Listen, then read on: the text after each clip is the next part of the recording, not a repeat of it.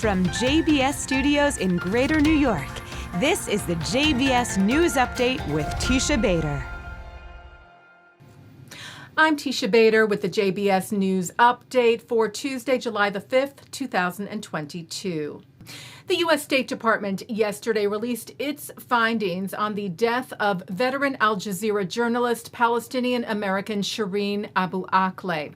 Spokesperson Ned Price said after an extremely detailed forensic analysis, independent third-party examiners, as part of a process overseen by the U.S. Security Coordinator, could not reach a definitive conclusion regarding the origin of the bullet that killed Abu Akleh because it was so badly damaged, and concluded that gunfire from IDF positions was likely responsible for the death of Abu Akleh. But it found there was no reason to believe that this was intentional, but rather the result of tragic circumstances during an IDF-led military operation against factions of Palestinian Islamic Jihad on May the 11th of 2022 in Jenin, which followed a series of terrorist attacks in Israel.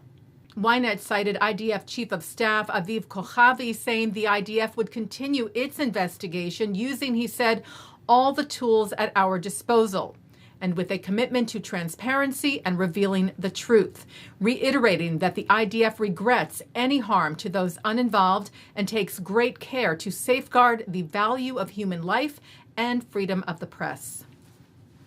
Israeli troops came under fire today in the West Bank. The IDF tweeted that a number of suspects fired at IDF soldiers from a passing vehicle at the entrance to the community of Homesh. The soldiers responded with live fire and later located bullet casings while searching the area. Security forces are searching for the vehicle and suspects.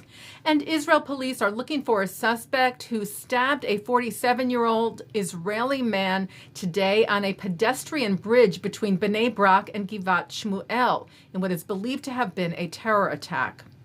The victim's condition was said to be serious but stable. Israeli Prime Minister Yair Lapid flew to France today, his first official visit since becoming Israel's prime minister last week. Lapid was welcomed at Charles de Gaulle Airport by a French honor guard. Meeting with French President Emmanuel Macron, Lapid spoke of the strong bond between the countries, the values of peace and democracy, threats from Iran, and the war in Ukraine. Lapid yesterday met with U.S. Special Envoy to monitor and combat anti-Semitism, Ambassador Deborah Lipstadt.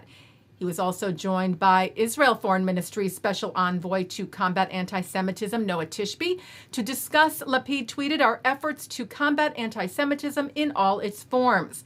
The fight against anti-Semitism is a top priority, and I'm glad that we have such committed partners by our side. Lipstadt, who arrived in Israel on Sunday, also visited Yad Vashem, the Paris Center for Peace, attended a conference on battling anti-Semitism at the Hebrew University in Jerusalem, where she was also joined by Deputy Mayor of the city, Fleur Hassan Nahum, and CEO of the Anti-Defamation League, Jonathan Greenblatt. And yesterday, Lipstadt met with Israel's President Isaac Herzog, tweeting that the two discussed promoting tolerance and dignity on America's Independence Day, values both Israel and the United States hold dear. And Prime Minister Lapid was briefed on the tragic shooting in Highland Park, Illinois, yesterday at a 4th of July parade that left 6 people dead and dozens injured. Lapid saying a day of celebration has turned into a day of tragedy. My thoughts are with the families of the victims and all the American people. Today, as always, Israel stands with our American friends. And the Prime Minister yesterday shared a message with the American people in celebration of the 4th of July. On behalf of the State of Israel, I want to wish the American people and the U.S. administration a happy Independence Day, happy 4th of July. Today is more than just a celebration of America's independence. It is a celebration of the values we share: freedom, liberty, and democracy. These are values that bind our countries together as the closest of allies, as strategic partners, as true friends. I am glad that we restore the relations between Israel and the United States to being bipartisan and above politics. I want to thank all our friends on both sides of the aisle for the steadfast support and unwavering friendship. The ties between Israel and the United States are unbreakable.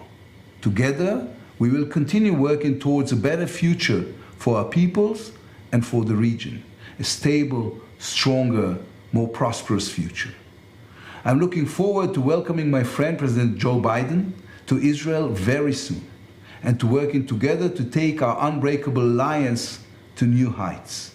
May the United States continue to be a force for good in the world. May the alliance between our countries continue to be a force for peace and prosperity for years to come. Together, the future has never looked better. On behalf of the government of Israel and the people of Israel, I wish you all a happy Independence Day.